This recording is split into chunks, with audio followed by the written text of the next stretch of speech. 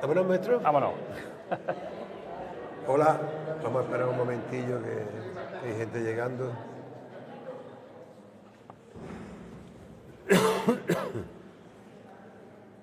Buenas noches. Hola, buenas noches. Voy a ser súper breve porque hoy aquí a quien hemos venido a escuchar ha sido él y no a mí. Daros la bienvenida a esta conferencia que se enmarca dentro de las actividades paralelas a la exposición El espárrago rojo a contrapelo que inauguramos el día 26 de septiembre. En todos los actos que estamos haciendo, siempre lo primero que hacemos es agradecerle a la Universidad de Granada la generosidad que ha tenido con el Ayuntamiento de Huedo-Hortaja al ceder completa la exposición que ellos realmente han sido los que han montado. Y por supuesto agradecerle al Ayuntamiento de Huedo el esfuerzo que se ha hecho para que de una cochera, una nave donde se guarda el trenecito de la feria y esas cosas, pues creo que hemos conseguido hacer algo digno. Un espacio muy digno. Un espacio muy digno y muy en relación con lo que es el espárrago. Bueno, también agradeceros porque hoy es no habíamos pensado, pero hemos cogido una fecha mala, hoy es puente, Sí. Hay mucha gente que está fuera, pero por eso como motivo a agradeceros vuestra presencia. Yo iba a presentar al ponente, pero No hace falta. veo la cara que veo y yo qué sé, sería como presentarle a Jesucristo a los apóstoles, ¿no? Todos sabéis a quién tengo a mi derecha. Solamente señalar 4 pinceladas. Sabéis que Juan, nuestro Juan, no voy a hablar de su brillantísimo y extensísimo currículum universitario, no voy a hablar de las múltiples actividades que desarrolla. Juan es un hombre que yo lo califico como un renacentista. Es escritor, es periodista, escritor y dentro de escritor es periodista, ensayista, especialista, yo diría mundial, en Saramago, en su queridísimo Saramago, estudioso del flamenco y de otras músicas populares. Y sobre todo, para mí, como amigo, como desde chiquitillo que lo conozco, nos llevamos muchos años, pero he tenido la suerte de conocerlo, eso desde muy chiquitillo. Para mí, fundamentalmente, Juan es un cantador, un cantador de los grandes entre los grandes. Muchas gracias. Tiene muchos premios, con decir simplemente que es lámpara minera. Recuerdo perfectamente la noche de la madrugada de 2007, ¿no? Yo había estado un par de años yendo a la Unión y no había habido suerte. Y recuerdo como una anécdota y acabo a las 4 de la mañana sonó el teléfono de mi casa y era Juan Pinilla que para decirme, chico, hemos ganado la lámpara minera, ¿no? Eso fue muy emocionante y da una idea de la humanidad de Juan. Yo ya no quiero abusar más, dejo a Juan que nos hable del flamenco en el espárrago. Muchas gracias. Gracias, Juan. Muchas gracias. Gracias, chicos. Bueno, muchísimas gracias por esa palabra, querido chico, y muchísimas gracias a ustedes, amigas, amigos, gente tan querida, conocida, familia, por estar aquí con nosotros. También alcaldes, concejalas, por vuestra presencia aquí, y a los que son testigos vivos y directos y creadores y artífices de este festival Espárrago Rock, del que tan orgulloso como hueteño me siento de pertenecer a esta cultura y de tener la suficiente luz como para acordarme de aquella maravillosa aventura musical, cultural, social, también política, que arrancó aquí en estos lares. Traigo una charla bien estructurada para que el tiempo sea, bueno, pues, porque ocurren 3 circunstancias. La primera, que es la primera vez que voy a hablar del espárrago rock, de algo que me llega profundamente por una cuestión geográfica y de cuna obvia. La segunda es que creo que es la primera conferencia que doy en mi pueblo y ante mi gente. Y la tercera, que es la conferencia más tardía que he dado. Nunca doy conferencia a las 9:30 de la noche, normalmente a esta hora canto. Así que agradezco con más ahínco todavía que estén ustedes aquí.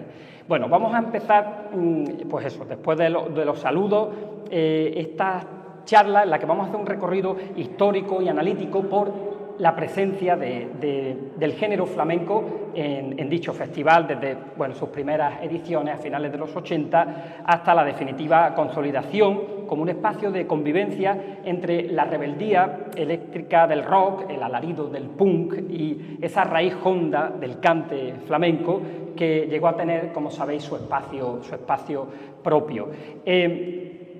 Para comprender mejor la confluencia, esta confluencia, y bueno, saludando a toda la gente que se está incorporando posteriormente, y por supuesto esta charla va a ser grabada, con lo cual también habrá posibilidad de subir las redes y seguir contribuyendo a ahondar en la historia y el conocimiento de este festival.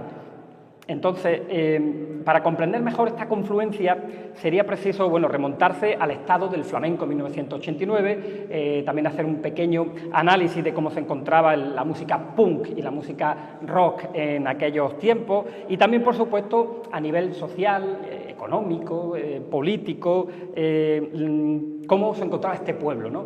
Este pueblo y las gentes que hicieron posible esta confluencia cultural aquí en Huetortájara, de este primer espárrago rock. Entonces, desde la base del flamenco vamos a hacer un poquito de historia. Sabéis que el flamenco es una música que nace en Andalucía, que no la trae ningún pueblo, a pesar de lo que digan, que no la trae ninguna cultura, a pesar de lo que digan. Mentira, mentira.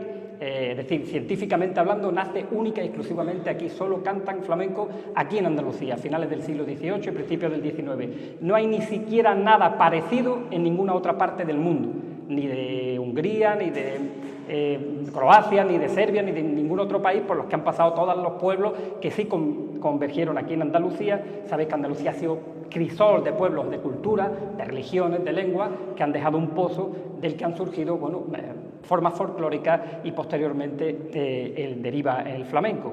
El flamenco nace en unas condiciones sociales de gente muy pobre, muy tremendamente pobre, humilde, sin cultura musical, pero sin embargo con aquello que Federico llamó en términos poéticos cultura en la sangre, es decir, la genética, ese pozo de siglos arrastrado a través de la lírica y a través de la música folclórica que poco a poco, a través obviamente de mujeres y hombres que tenían dones particularmente musicales, fueron creando y conformando los estilos en cada provincia, en cada zona. Sabéis que esa de las complejidades que tiene el flamenco, ¿no? Como en Cádiz se canta con el aire, con el soniquete, que es el ritmo, la intención y la forma, y como en Granada se canta de una forma distinta, y como en cada una de esas provincias se van acuñando los estilos por soleá, los estilos por seguidillas, que tienen una base eminentemente literaria, musicalmente hablando. Bien, y pasamos por la profesionalización del flamenco a finales del XIX, por los cafés cantantes de Sevilla, por la ópera flamenca, que fue llenar grandes plazas de toros, ya mucho más profesionalizados, los años 20, los años 30. Posteriormente ya nos metemos en un flamenco que está mucho más erradicado a nivel internacional, con Vicente Escudero. Y en los años 70, que son donde tenemos que converger, el flamenco se dirimía fundamentalmente en torno a la égida de Camarón, de Paco de Lucía, de Enrique Morente, de Carmen Linares, todavía vivía, os acordaréis, Sabica, el gran Sabica, que muere en 1990 y no llega a ver ese disco último que grabó con Enrique Morente, que él no llegó a verlo en vida. Pero, en definitiva, estábamos bajo el influjo de aquellos grandísimos artistas que fueron Camarón, Loli Manuel, por supuesto Enrique Morente, y cada uno de ellos desde su repertorio y territorio expresivo. Acordaros de Camarón con la leyenda del tiempo, cómo se abren a nuevas dimensiones estéticas, también filosóficas. Paco de Lucía, que lleva la guitarra a una dimensión que era absolutamente inédita en el mundo del flamenco, la lleva a una dimensión estelar. y Morente con esa indagación poética y su diálogo con la vanguardia que le había devuelto al flamenco su condición más intelectual. No olvidemos que el flamenco, además, desde sus comienzos, es una música eminentemente impura, de mezcla, de fusión, creada desde ese mestizaje, pero que con todo presenta unos rasgos definitorios muy marcados. Bueno, así surge, en medio de estas cuestiones, surge el espárrago rock en 1989. Y el flamenco se encontraba en ese momento de extraordinaria efervescencia creativa, es un arte en transformación, abierto a la experimentación sonora y simbólica, dispuesto a dialogar con otras formas populares, urbanas. No era, por lo tanto, casual que un festival nacido al amparo del rock y más radical, del punk más contestatario, y tras aquella extinta movida madrileña que, como sabéis, acabó convirtiéndose en un jueguecito de pijos progres, nada transgresores ni radicales, terminara abriendo el espárrago rock sus escenarios a artistas flamencos y a formas híbridas de expresión musical. El espárrago significó, y en esto reside parte de su valor histórico, el tema que tratamos, quizás la primera gran inserción del flamenco en un espacio genuinamente contracultural, genuinamente rockero y punk. El flamenco, en su raíz, comparte con el rock y con el punk, pues una misma vocación, llamémoslo así, de desgarro y de protesta, porque ambos nacen en el pueblo o nacen en las periferias o nacen de la necesidad de afirmar una identidad frente al poder o a una uniformidad cultural. El punk y el flamenco, cada uno en su idioma, son formas de resistencia estética. En ambos resuena la voz del marginado, del inconforme, del que no se resigna. Si el punk irrumpe para dinamitar los códigos del sistema, el flamenco lleva siglos haciendo lo mismo desde esa hondura radicalmente andaluza, desde esa voz del pueblo andaluz. Por eso, como veremos, cuando un cantaor o cantaora se sube al escenario del espárrago rock, no se produce en ningún momento una anomalía, sino el reconocimiento de una hermandad secreta. El propósito de este encuentro, por lo tanto, es rescatar ese instante histórico.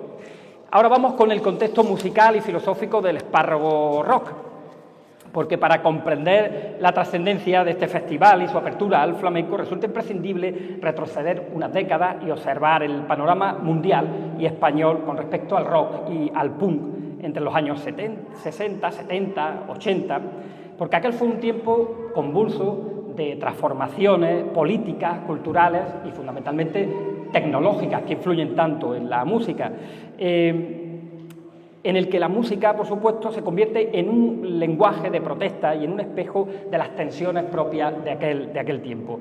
El rock, que había nacido en los años 50 como una derivación mestiza del blues, del country, había alcanzado en los 70 una madurez plena.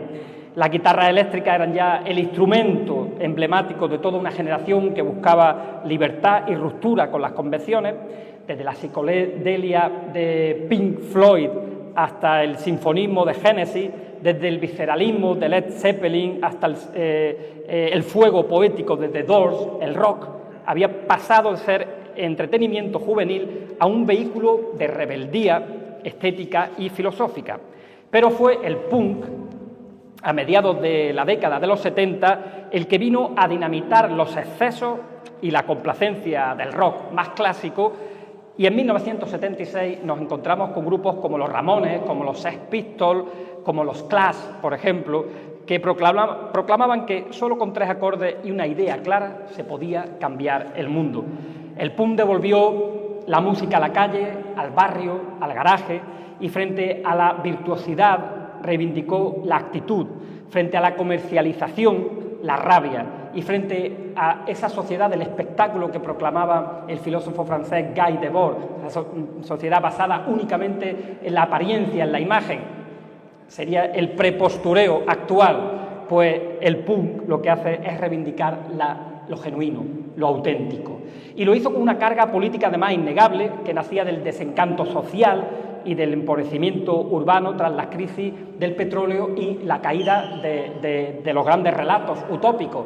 La gente había dejado de creer en el comunismo, en el socialismo, tras la caída de la Unión Soviética, en el capitalismo. Es decir, ninguno de estos sistemas políticos había conseguido la emancipación humana. Y en España el contexto era singularmente, bueno, el final del franquismo, la llegada de la democracia, abrieron compuertas a una nueva efervescencia cultural. En los márgenes del poder político y mediático se gestó una auténtica revolución estética, pero acordaros que aquello de la llamada movida madrileña comportó dos facciones bastante enfrentadas. Una muy hedonista y evasiva, alentada por el consumismo y por los excesos de una recién conquistada libertad que no supieron de alguna manera conducir, y otra bastante más combativa, bastante más crítica y cercana a los movimientos sociales, al feminismo, al ecologismo. En esta segunda vertiente se sitúan grupos que, sin renunciar a la energía del rock, apuestan por un discurso ideológico muy comprometido.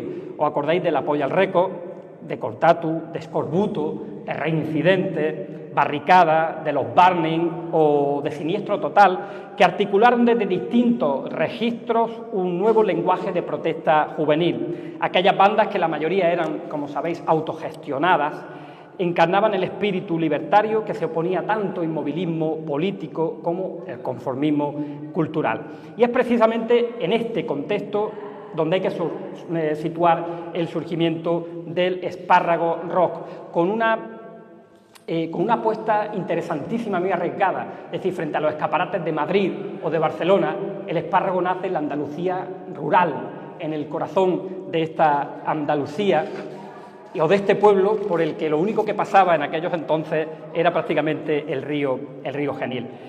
Este festival, el Espárrago Rock, a mi juicio, después de analizarlo, para mí supone una refundación ética del espíritu contracultural de los 80 y una recuperación de su lado más insurgente, ajeno a ese maquillaje, a ese espectáculo y a esa frivolidad.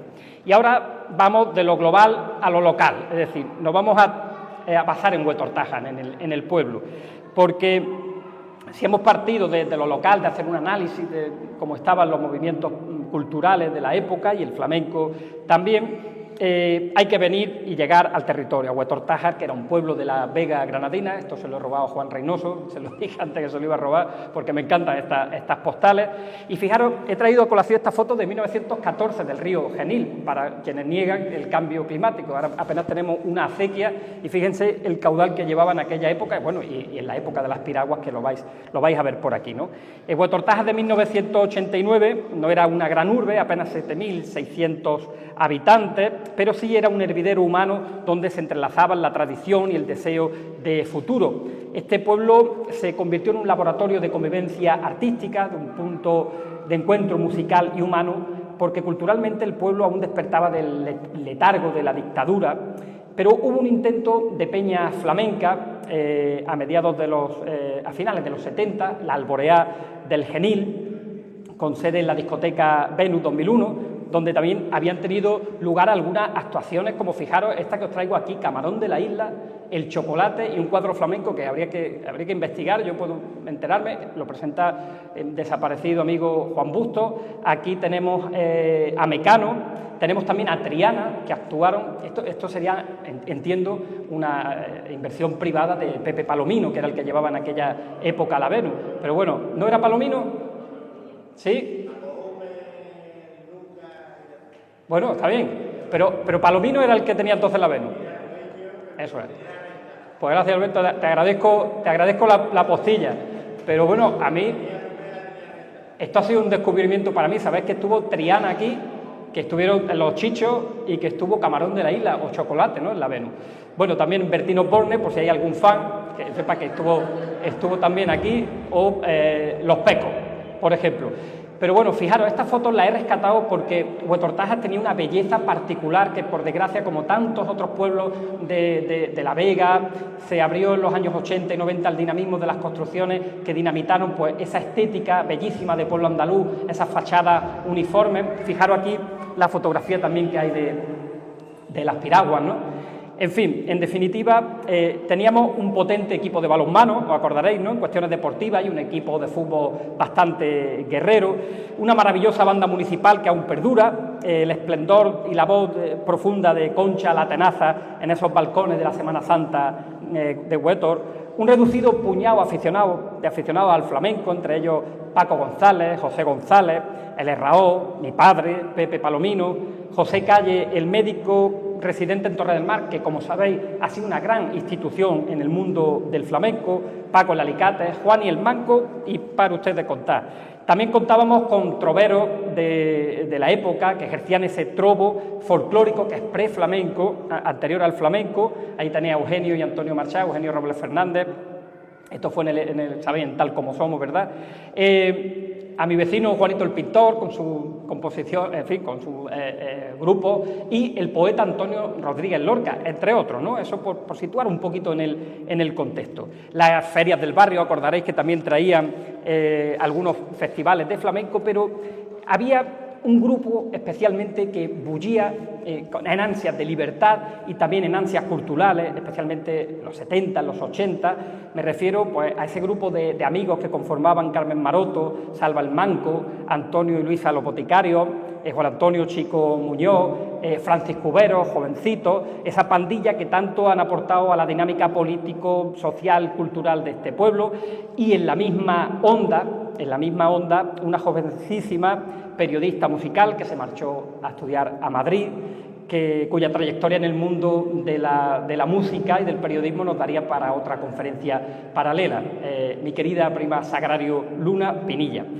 Y cabe recordar que en torno a estas personas, cuando se suceden algunos festivales de flamenco muy llamativos y contestatarios, por ejemplo, aquel en los altos del Cine Garzán, en el que a Paco Moyano, creo que fue el alcalde de Palma, lo paró y le dijo que estaba cantando una letra subversiva, esto sería en el 76 o por ahí, porque cantaba: si tu madre quiere un rey, la baraja tiene 4, rey de copas, rey de oro, rey de sota, rey de bastos. No sé si acabaron parando la actuación entera o pudo continuar. La pararon, ¿no?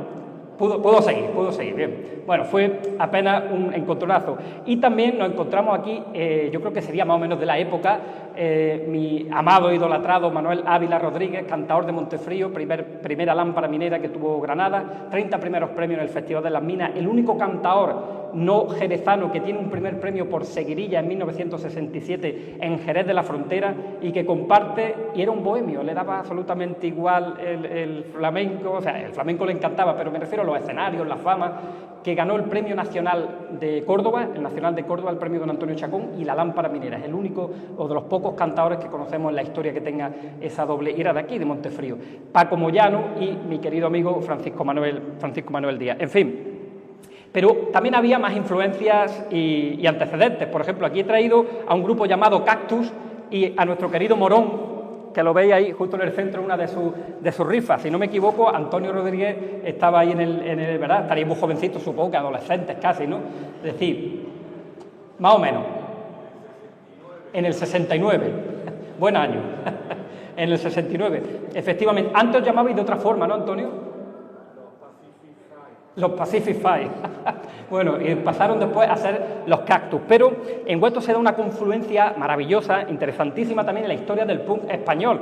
Y es que, por una cuestión de azares de la vida, en Hueto se fundaría la mítica banda de punk TNT en 1978. Andrés hace así porque le suena, ¿no? Donde ensayaban y todo eso, ¿verdad? Las convergencias fueron las siguientes.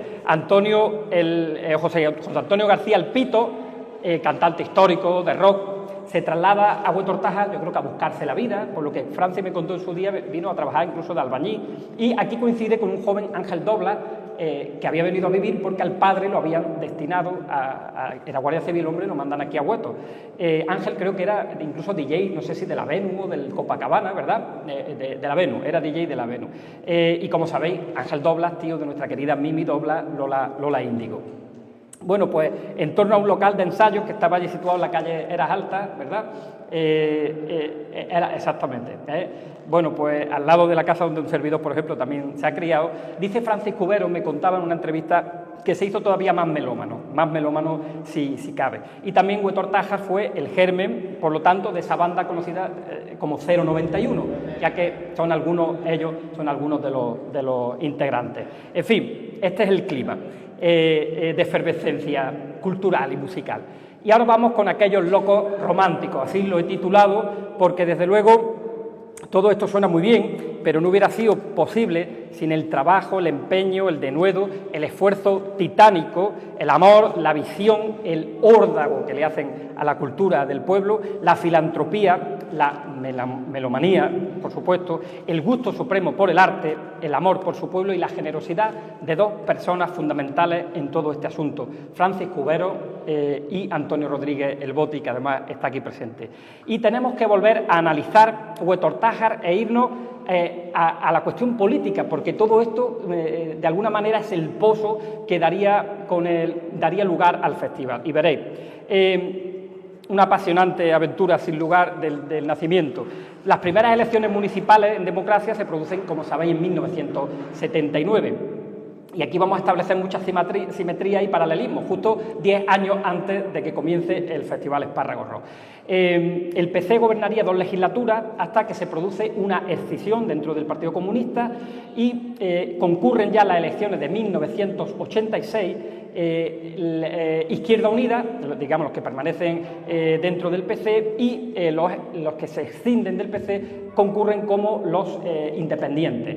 Si antes había 3 partidos políticos en el ayuntamiento, aquí pasaría ya a un arco de 4 con Partido Popular, PSOE, Izquierda Unida y los independientes. Entonces, hubo un acuerdo, que esto me gustaría preguntaros, hubo un acuerdo PSOE, Izquierda Unida y abstención del PP, y el PP también, o sea, un acuerdo tripartito.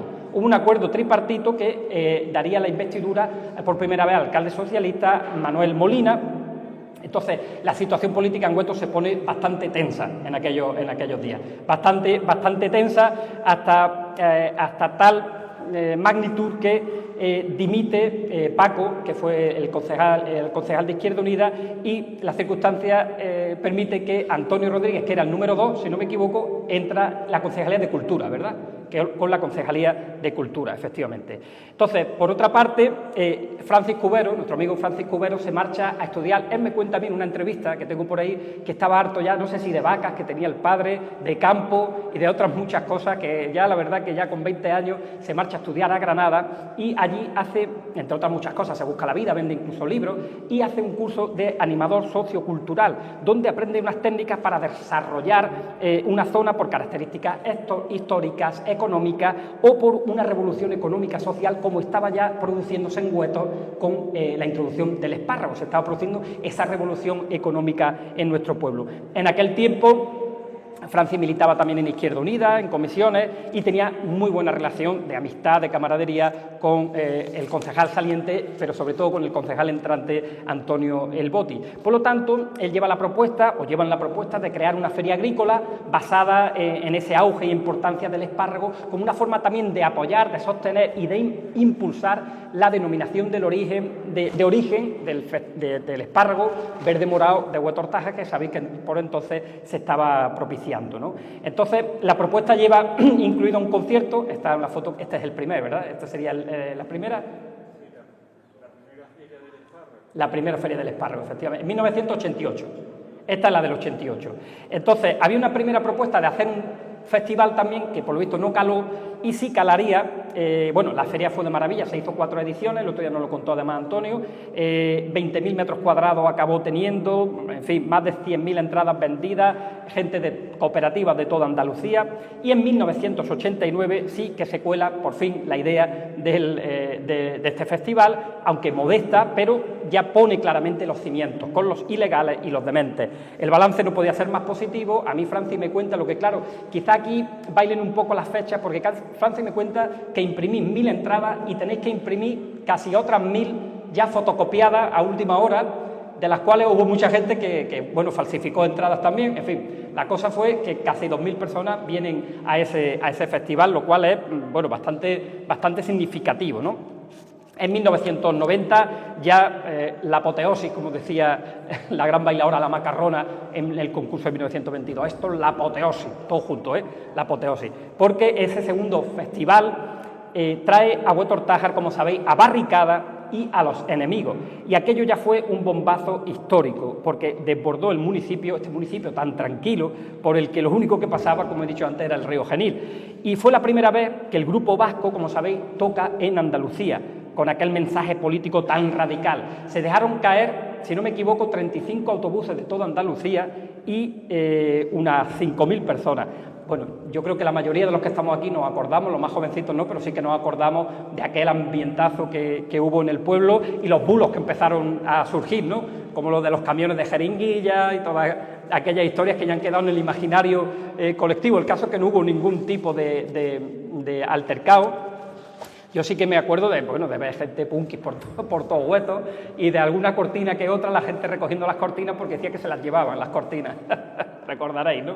Bueno, en las siguientes ediciones, ya con Extremoduro y de nuevo barricada, el interés se multiplica porque además se da una casualidad tremenda.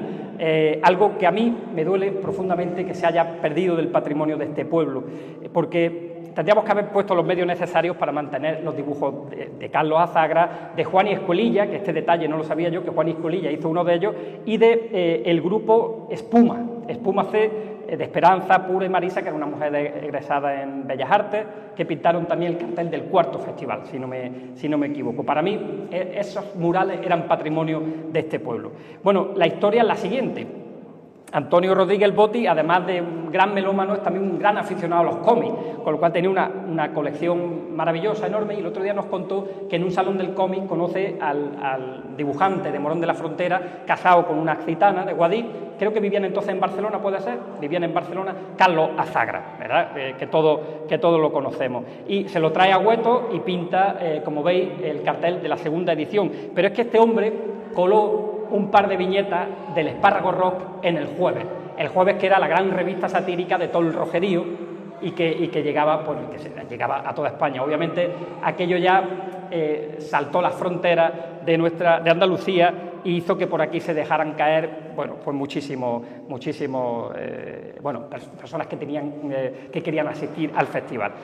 Entonces Manuel Molina, el alcalde de la época, todavía con el ambiente bastante caldeado en cuestiones políticas, bueno, pues traslada que en el pueblo había ciertas inquietudes, y es verdad que era difícil, bueno, un pueblo muy tranquilo, que le encantaba ver su pueblo en la tele, porque estaba saliendo su pueblo en la tele, pero que a la vez aquella gente vestida con chupas de cuero le daba un poquito de miedo el día del festival. Entonces, aquellos jóvenes impulsores, aquel grupo, las cabezas visibles sin duda son Antonio y Francis, que no habían empezado desde luego el germen de este festival con mentalidad de empresarios ninguna, sino más bien de puros diletantes, de mecenas, de filántropos de la cultura, se aprietan los machos y experimentan un crecimiento impresionante que los lleva, bueno, a crear la empresa Master Touring, y el quinto festival ya se realizaría en la Feria de Muestras de Armilla, como bien todos sabéis, algunos, además sois testigos porque tenemos aquí algunos de Vistatanca en el público. En fin, en 1993, con cambios ya sustanciales que vamos a ir desgranando. Se crea la empresa, como os digo, con Botti, con Francis Cubero y con Javier González, que había sido el primer manager de Lagartija Anís, pero ya no era manager en aquella época, ¿verdad? Ya en esos momentos, por lo que contaste el otro día, no lo es. Y Francis da la casualidad, aquí me he equivocado un poco con las fechas, esto es un poquito posterior, pero Francis empieza como a vivir entre Granada y Madrid, empieza a viajar, y allí en la Complutense hace también un máster de gestión cultural de 1 año y medio que lo lleva a conocer también a mucha gente. Es decir, bueno, pero aquí me confundo porque esto es un poquito posterior. ¿Qué ocurre? Sabéis que hay cambios de escenario, ahí entra ya el tema que nos atañe, que es el flamenco, hay un escenario exclusivo para el flamenco. Y por cuestiones políticas, para entonces, bueno, los efectos del Espárrago Rock, esto es fundamental decirlo, ya se habían notado en la capital nazarí. ¿Por qué? Porque hay un crecimiento de la industria musical tremendo, en el que managers, grupos, festivales, salas de música empiezan a florecer al compás del papá de todos los festivales, del papaíto de todos los festivales actuales y macro conciertos, que es este Espárrago Rock, y una cosa que tenemos que reivindicar a boca llena. Y concluyo esta parte con lo siguiente: cierto maltrato institucional y la necesidad también de crecer, porque apenas entraban 14.000 personas en el recinto de Armilla, bueno, y un interés y un empeño rayano casi lo obsesivo de Pedro Pacheco, alcalde andalucista, de Jerez de la Frontera,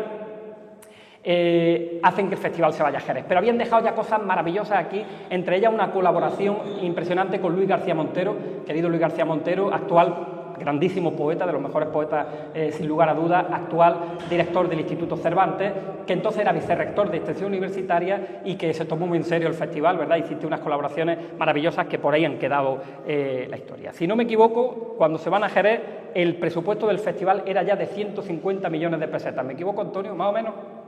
Más o menos por ahí, más o menos por ahí. Es decir, casi 1 millón de euros, 900.000, más o menos, o cuando desembarcáis, algo así. Estamos hablando de un presupuestazo de la época, ¿no?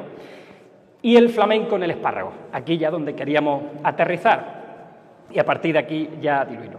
Porque aquí tengo que detenerme ya en Jerez, aunque hay muchísimas cosas sustanciosas que me encantaría contaros, que yo he ido descubriendo también. Ha sido apasionante, la verdad, y muy enriquecedor y enorgullecedor para un hueteño como yo, bueno, que hayan sucumbido tantas cosas que yo no sabía investigando estas cuestiones.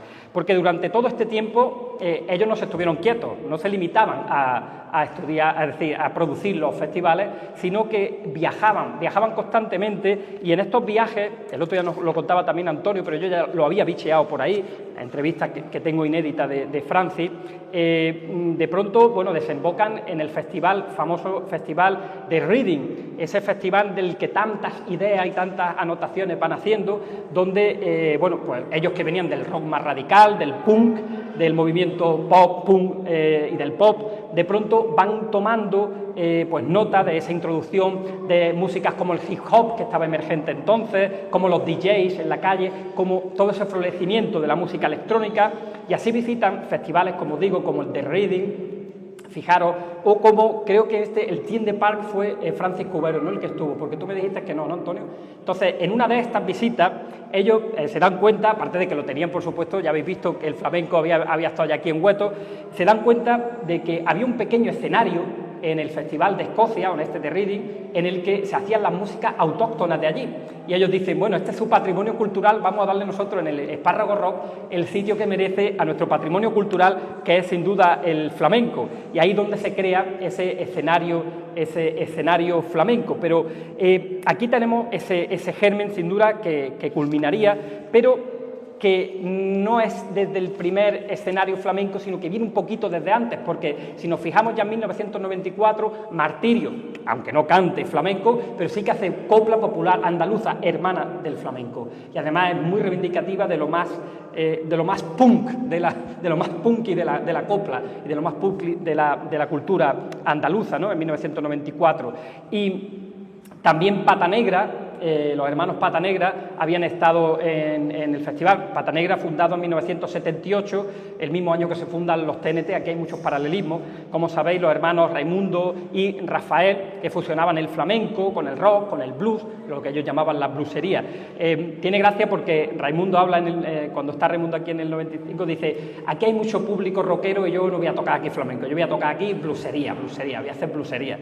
En fin, hay una entrevista por ahí muy curiosa. Pero vamos a parar el carro aquí porque esto sí que me emociona contarlo y narrarlo delante de mis tatancas, que están aquí además, porque ellos fueron testigos de un momento histórico, no solo para la historia del flamenco, por la revolución sonora que supuso, sino para la historia de la música en general. Sabéis que se han hecho decenas de tesis doctorales, investigaciones, películas, documentales, como este que fue a los Goya de José Sánchez Montes, sobre el Omega de Enrique Morente, ¿no? Cuando el grupo Lagartija Nick y Enrique fusionan el punk y el flamenco en torno a Federico García Lorca y a Leonard Cohen. Fijaros qué fusión. Leonard Cohen, Leonard Cohen, cuando recoge el premio Príncipe de Asturias, él da la gracia al flamenco, porque dice que toda su música está basada en el flamenco, y es verdad, los acordes de toda la música de Leonard Cohen son los típicos acordes de la escala flamenca, de la escala del modo frigio que se emplea en el mundo del flamenco. Y es verdad que tú te paras y son todo el do, el sol, es decir, todos los acordes son flamencos. Y él dice que eso se debe a que un exiliado republicano que vivía en Canadá, cuando él era niño, le enseñó a tocar acordes flamencos, y en torno a eso basó toda su creación musical. Pues fijaros qué confluencia, ¿no? Leonard Cohen, sabéis que fue de los mejores lectores de Federico y lo lleva hacia la música. Enrique Morente, Omega, y se estrena gracias, no dentro del Espárrago Rock, pero sí gracias al trabajo de... Aquí está Mr. Turing, aquí está vuestro trabajo, es decir, y nuestros tatancas de teloneros. que algún día tendrían que contar ese momento ante las cámaras, ¿no? Porque esto es un momento histórico. Así que un cartel al que yo le tengo muchísimo cariño y que se gesta, bueno, pues como paralelo al espárrago rock, pero no dentro del espárrago rock. Entonces nos situamos ya en 1996, año en que entra de lleno el flamenco en el festival. Ese 1996 incorpora un escenario flamenco, aunque los grupos que actúan son propuestas de flamenco, son propuestas de flamenco, digamos, abierto, fusionado, o grupos de inspiración flamenca, ¿no? Como es el caso de los gaditanos EA, que se conforman en la Alpujarra, y que, por cierto, acaban de cumplir 30 años, lo han celebrado este 2025, ellos empezaron en el año 95, o Los Activos, que es un grupo onubense de un barrio muy desfavorecido que se articulan en torno a Kini, a Joaquín Martín Jiménez, y en el que participan jóvenes integrantes y pertenecientes a un barrio marginal onubense que crean este grupo. Y pasamos al año 1997, donde encontramos el que, a mi juicio, es el mejor cartel de flamenco de toda la historia del Festival Espárrago Rock, y una apuesta decidida, absoluta, por el flamenco más de raíz, con la incorporación de ese escenario flamenco patrocinado por Cerveza Alhambra. La variedad, la riqueza de registros, de formas, de ideología sonora y de discurso artístico es encomiable. Fueron 2 días de festival repartidos entre el 22 y el 23 de marzo de 1997. Empezamos por el día 22 de marzo, donde encontramos un cartel que encabeza una joven de 19 años llamada Niña Pastori, que ya había, de alguna manera, había irrumpido en el mundo de la música. Había nacido, por cierto, también en 1978, igual que TNT y que cuando se funda Pata Negra. Aquí hay mucha simetría y paralelismo de fechas. Bueno, ella en 1995 ya había dado ese bombazo con el Tume Camela. Y un jovencísimo Miguel Poveda, que acababa de ganar la lámpara minera del Festival de las Minas de la Unión, que Vigas Luna lo había llevado a una película, que la familia Habichuela de Granada, que vivían en Madrid, como sabéis, lo acogen, le graba un disco y empieza a resonar fuerte. Miguel Poveda había grabado entonces Viento del Este, con la guitarra de Moraito, de Jerez, de Pepe Habichuela y del Califa. Una pena que no aparezcan en el cartel. Este ha sido mi último artículo, un artículo que he publicado en Expo Flamenco. Ha sido una crítica a que las guitarras flamencas, que jamás han estado por debajo de los cantaores, siempre han estado por encima a nivel artístico, musical. Lo que pasa es que los cantaores siempre eran las figuras, pero las guitarras flamencas nunca aparecían en los carteles, ni siquiera en los de flamenco. Un repaso artístico histórico, porque, insisto, como mínimo estaban a la altura del cantaor, la mayoría de las veces muy por encima de los cantaores. Sopena de Camarón, de Enrique Morente, donde, bueno, Tomatito tenía ojos, y tiene, ¿no? Quiero decir, una pena, yo como investigador me hubiera encantado saber quién les acompañaba. Pero, bueno, nos vamos ya al día 23, al domingo 23, también estuvieron EA y Los Activos, por cierto, ese día. Y Fernando de la Morena, esa es una de las cosas que más me duele, ver a Fernando de la Morena, que era uno de los grandes cantadores de Jerez, verlo en chiquitito, cuando los otros eran unos principiantes, y Fernando de la Morena ya era un cantador, desde luego ha fallecido en 2019, un cantador hecho y derecho. Y que no se me olvide, también está el dúo Gritos de Guerra, que se había conformado en el barrio sevillano de las 3.000 viviendas y que acababan de publicar un disco muy gracioso que se llamaba Los flamencos no comen. Se habían hecho muy conocidos, producido por Paco Ortega, por cierto.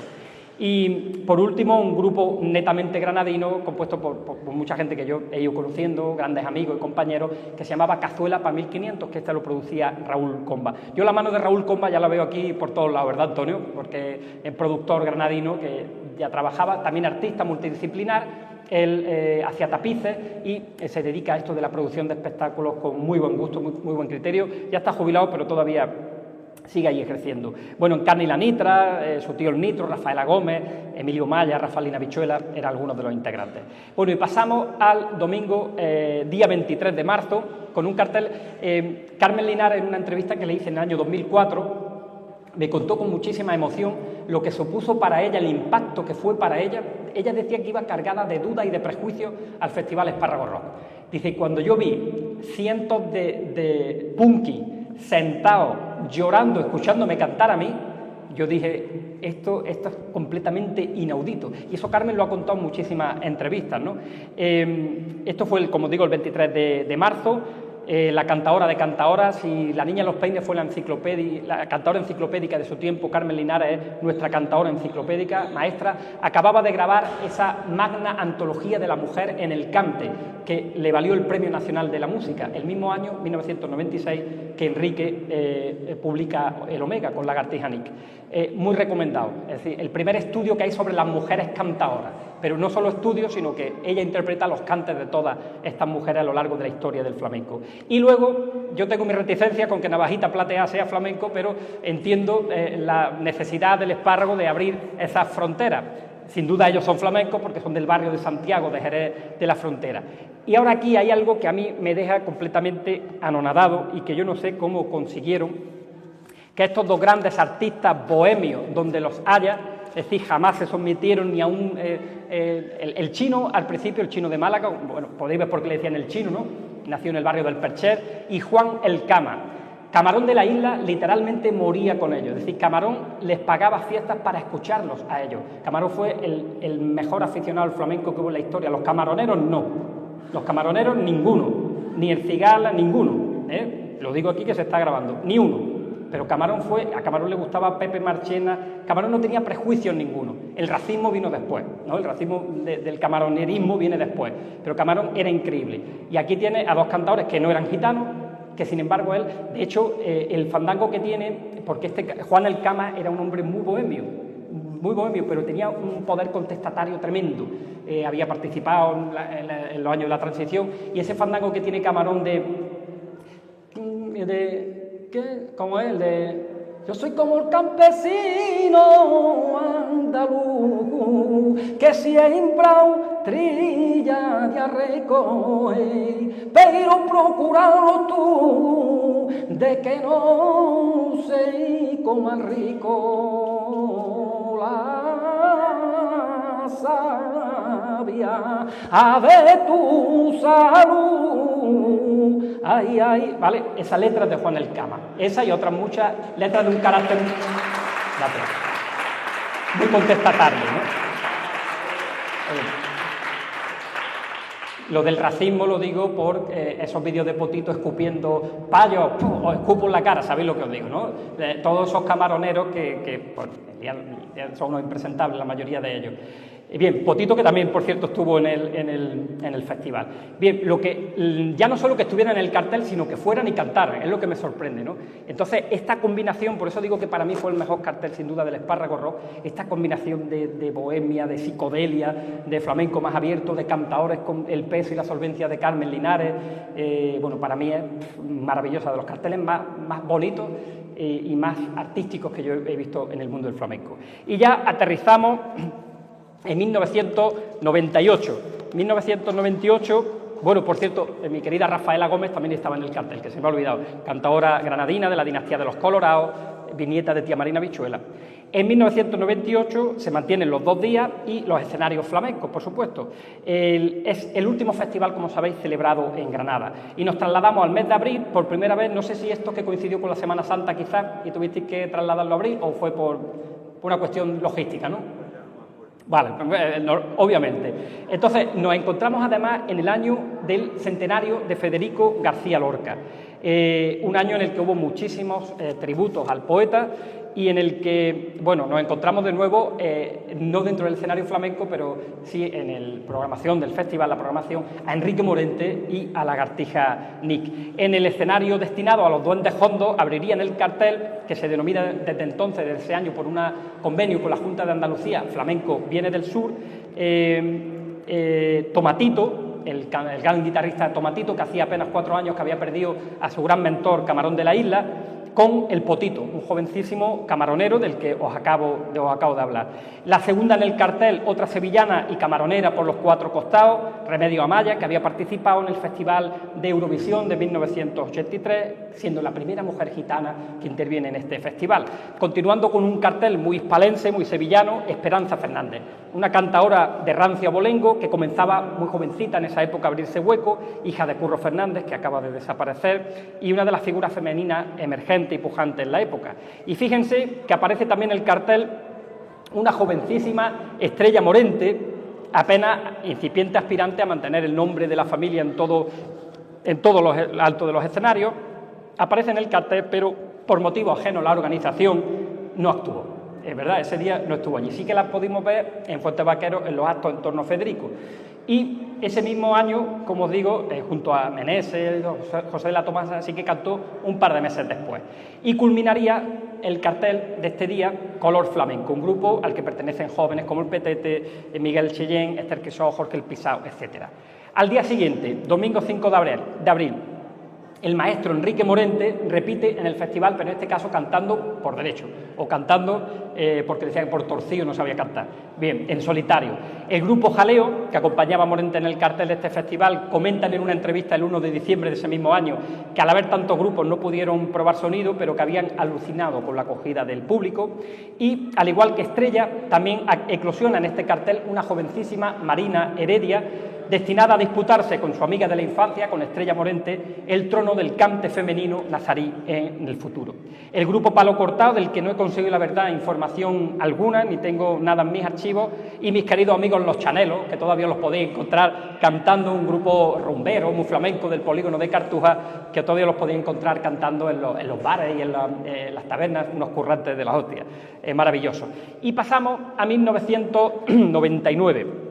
Ya estamos con los dos escenarios de Flamenco Viene del Sur trasladados al circuito de Jerez de la Frontera los días 2 y 3 de abril. El sábado 2 de abril se sube al escenario una grandísima bailaora, actual Premio Nacional de Danza, que daría muchísimo que hablar en el futuro. La granadina, nacida en Frankfurt, los padres de Armilla, emigrantes, Eva La Yerbabuena, grandísima maestra, para muchos críticos, posiblemente la mejor bailaora de todos los tiempos. Y es mucho decir. El maestro gaditano Chano Lobato, tras varias décadas cantando atrás, cantar para el baile, pues de pronto empieza, a partir de finales de los 90, a ponerse de moda en el cante solista, y al pobre le da ese azúcar tan malo que decía con esa gracia gaditana: tengo azúcar, café, colacao, tengo de todo, cada vez que voy al médico me sacan algo nuevo. Y decían, maestro, ¿cuándo se va a retirar? Y decía, chiquillo, ahora que estoy ganando dinero, si no gano nada más en irritaciones, es verdad, habían pasado muchas fatigas, en fin, estos flamencos de la época, ¿no? Y bueno, pues está también en este cartel junto a Eva La Yerbabuena, mezclando esa performance llena de humor y de simpatía. Junto a ellos repite el grupo EA, y en cuarto lugar aparece otro joven cantador que acapararía en el futuro la atención de la crítica y el público, el onubense Arcángel, convertido hoy en una figura indiscutible del panorama musical flamenco. El domingo 3 de abril sería el turno de José Mercé, que ya había empezado a grabar algunos de los discos, pero no todavía esos potentes que lo llevarían a la fama, pero ya era un gran cantador, sin duda, de la familia de los Sorderas de Jerez. Junto a José estaban Los Activos, un joven e incipiente Diego El Cigala, que todavía no había tenido la suerte de que Bebo Valdés se cruzara en su camino. Ahí apenas había ganado algunos concursos en el Festival de las Minas de la Unión, y una cantadora jovencísima jerezana que se llamaba Melchora Ortega.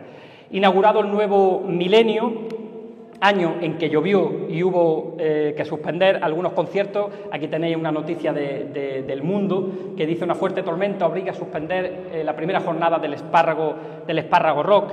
Se celebra los días 15 y 16 de abril y presentaba el siguiente plantel, como veis ahí. En un escenario muy jerezano: Enrique Soto, de los Sorderas, primo hermano de José Mercé, de la familia de los Sorderas; La Chiqui de Jerez, que ha fallecido a los 45 años hace muy poquito tiempo, que ya había grabado aquello de Melo como todo, ¿verdad? Se había hecho famosa. Y al día siguiente el cartel estaría compuesto por Estopa, que me sorprende mucho verlo aquí en el Festival Flamenco. Ellos estarían encantados, porque ellos no hacen flamenco, pero les encanta el flamenco, obviamente. Ah, vale, pues entonces está equivocado, ya decía yo, está equivocado porque por escenario flamenco Estopa. Sí estarían entonces Jerito, ¿verdad? Y Segundo Falcón, está trastocado, sí. Y Segundo Falcón, al que le acaban de dedicar un festival, ya un cantador, ahí muy joven, pero hoy día ya algo veterano, que además tiene cargo de representación en la oficina del flamenco. Grandísimo cantador, acompañado durante muchísimos años a Eva La Yerbabuena. En solitario es un espectáculo. Prosigue la escuela de Enrique Morente, y le acaban de dedicar en su pueblo, El Viso del Alcor, este festival en este año pasado. Bien. La 13 edición del Espárrago Rock tuvo lugar en julio, los días 13, 14 y 15, también una especie de prolegómeno. Nunca más una borrasca arruinaría los conciertos. El sábado 14, el escenario flamenco Viene del Sur se llenaría con el Duende Garrapatero de Los Delincuentes. Un concierto histórico de la banda que, como sabéis, poco tiempo después se quedaría sin el cantante principal 3 años después. Y también en el escenario les acompañaría Antonio Agujeta, hijo del cantaor, mítico cantaor Manuel Agujeta, nieto de Agujeta el Viejo, que ha fallecido también en 2023. Ese cante desnudo, Antonio Agujeta, este que hay aquí abajo, ese cante desnudo, sin matices, directo, epítome de la pureza, como concepto casi religioso incluso, y el grupo jerezano de Santiago Caché Juncal. El domingo día 15, coincidiendo con Neil Young, fue el turno de El Capullo de Jerez, cantador que empezaba a abrirse hueco en los escenarios después de toda una vida dedicada especialmente a las fiestas privadas. Y Jerito de Jerez también estaría. Ya en el año 2002, celebrado el viernes 12 y el sábado 13 de julio, con un prolegómeno del jueves día 11, contaría con el grupo gaditano El Barrio, que estaba en ese momento en pleno auge de discos, con La Fuente del Deseo del año 2000. De nuevo repite segundo Falcón en el festival y 2 años después, esta vez junto al bailaor Javier Barón, sevillano de Alcalá, Javier Barón, sevillano de Alcalá de Guadaira, y Premio Nacional de Danza en 2008.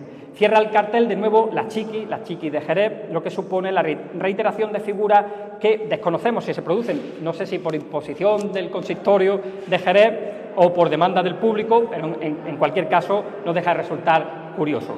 El sábado el escenario flamenco tendría un telonero de lujo y es Ezequiel Benítez, que hoy día también, mi querido amigo Ezequiel, que está aquí abajo, ha cantado hace apenas un par de meses aquí en la Bolaera de Loja como artista invitado, y que, aunque ya cantaba con mucha solvencia, tuvo que esperar casi un par de décadas para ser el cantador reconocido que es hoy día. Y actúa de telonero del maestro Enrique Morente, que volvía con su Omega, íntimamente relacionado con la historia de este festival Espárrago Rock y con los Lagartijas Nick. Y llegamos al último festival flamenco, al último festival Espárrago Rock de 2003, celebrado los días 23 y 24 de julio, un festival que está cargado de grandes figuras de la música pop, del mestizaje rock, del rock, pero sin flamenco desde el punto de vista, digamos, un poco más ortodoxo, a excepción de la guitarra de Diego de Morón, otro artista genial, otro bohemio donde los haya, genuino, que ha fallecido el día 31 de agosto pasado a los 78 años de edad. Un guitarrista anárquico, descendiente de la escuela del toque de su tío Diego, del Gastor, siempre alejado de las sublimaciones y de las modas estéticas y de cualquier torre de marfil. Toda una promesa que estuviera en este festival. Y como festival fue el menos flamenco a mi juicio y más experimental de todo, si bien Tomasito, con ese aire jerezano característico, todo lo que salga de su boca sin duda es flamenco, en forma de bulería y de lo que él quiera. Y tiene ese trasfondo indiscutible del flamenco. También estuvieron Los Delincuentes, lo que supone otro concierto histórico, pues apenas faltaba un año para que falleciera Miguel Benítez de forma súbita, como sabéis. Los artistas que se presentaron en los escenarios flamencos, bueno, pues había que hablar, por ejemplo, de Kiko Veneno, de Los Delincuentes, como digo, de Diego de Morón y del cantautor Hugo Alberto, que había trabajado con el propio Camarón. Este venía de los Smash, de aquel grupo Smash en el que estaba Manuel Molina. El día 24 de julio harían lo propio Mártires del Compás, Chambao, Navajita Platea y Las Niñas. Por lo tanto, a mí me cuesta llamarle flamenco a esto, pero bueno, concepto muy abierto y muy experimental, sin duda, que con esto se remató porque fue ya el último festival flamenco. Y recapitulando, el Espárrago Rock no fue únicamente un festival, sino una epifanía cultural, una intersección entre lo popular y lo subversivo, entre la raíz honda del flamenco y la energía insumisa del rock y del punk. Cuando el festival abrió por primera vez sus puertas en Huetortájar, el mundo del flamenco se encontraba, como hemos dicho, bajo ese magisterio de Paco, de Camarón, de Enrique Morente, de Antonio Gades, de Falla, de Manuel Mario Maya, perdonar.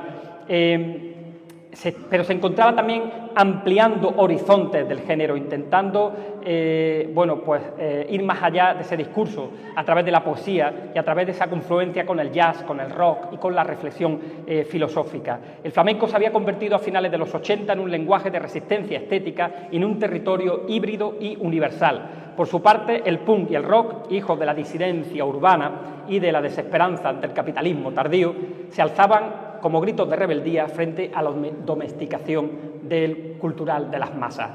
En ese contexto, el encuentro entre ambos mundos no fue una extravagancia, sino un acto de coherencia histórica que se produjo aquí, en el Espárrago Rock. Y tanto el punk como el flamenco comparten una raíz común, esa voz del margen y ese alarido de los que sufren. Huetortájar, con su tradición agrícola, ese pueblo laborioso y ese alma solidaria, fue el escenario perfecto para esta comunión, que llegó un tiempo más tarde.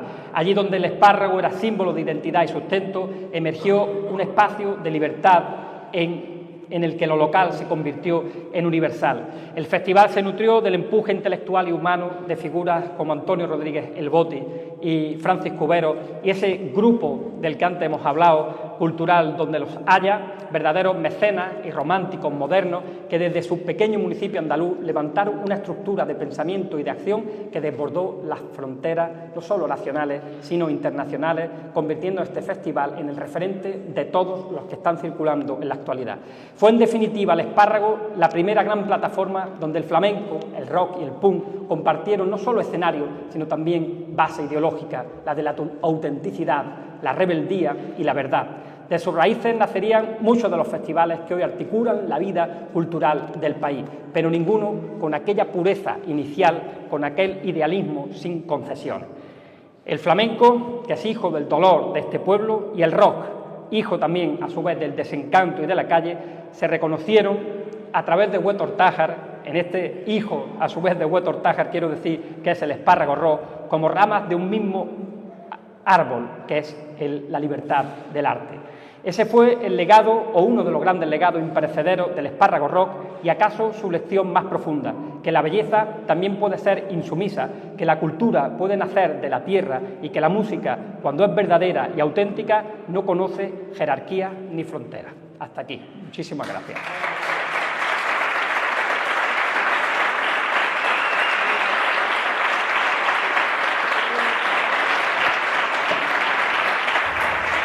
Muchas gracias. Muchas gracias.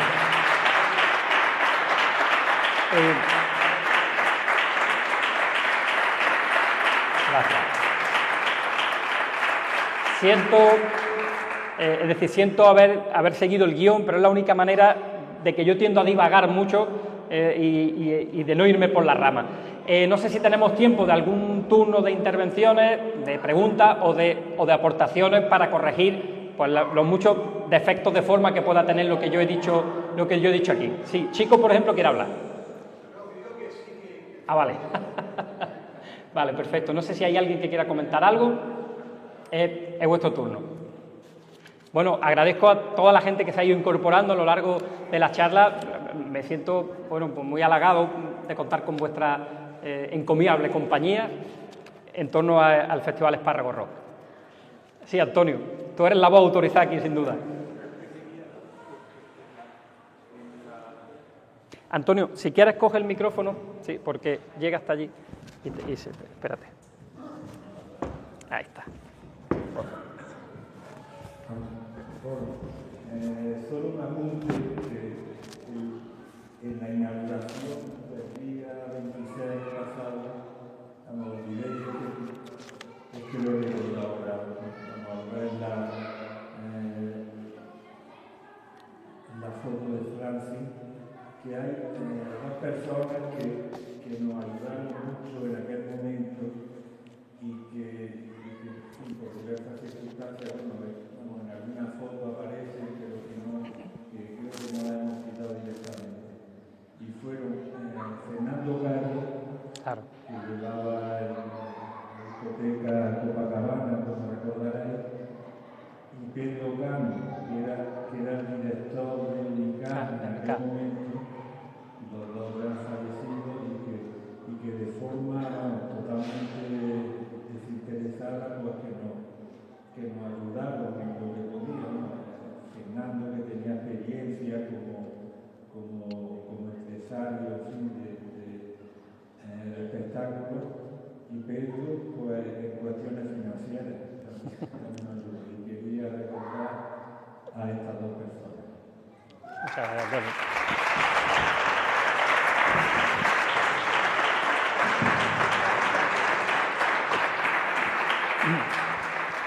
A mí me gustaría dar las gracias a Chico, a Víctor, especialmente por el trabajo que han hecho, y os pido un fuerte aplauso para ellos, porque sin duda han sido los almas mater de este festival, de esta exposición.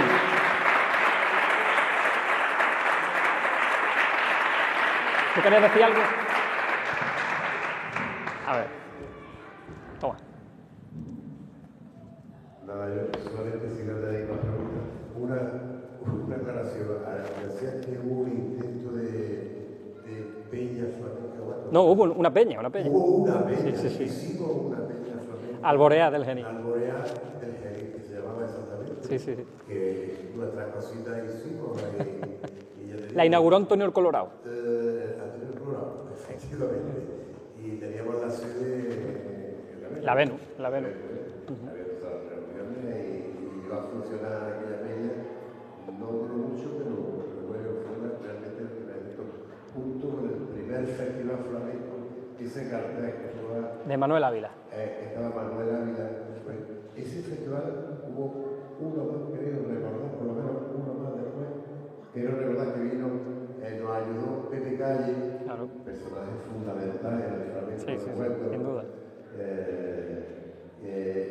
Que nos vino Gitanillo De Vélez. Gitanillo de Vélez, y no recuerdo qué más. Pero hubo por lo menos uno o dos más. Festival flamenco. Que se hacían en el cine de verano. Claro. ¿Vale? Sí. Muy Bueno, bien. Juan, si nadie tiene ninguna pregunta, agradecerte Bueno, sí, muchísimo, las gracias a vosotros. Tu exposición brillante como Muchas siempre, gracias. y darle las gracias a todos ustedes por su asistencia. Muchas gracias. Gracias. Gracias, chicos. Muchas gracias.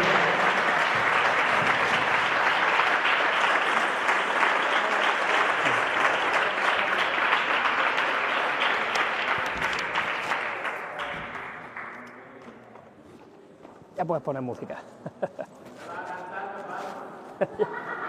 Ya ha cantado. Ya está, sí.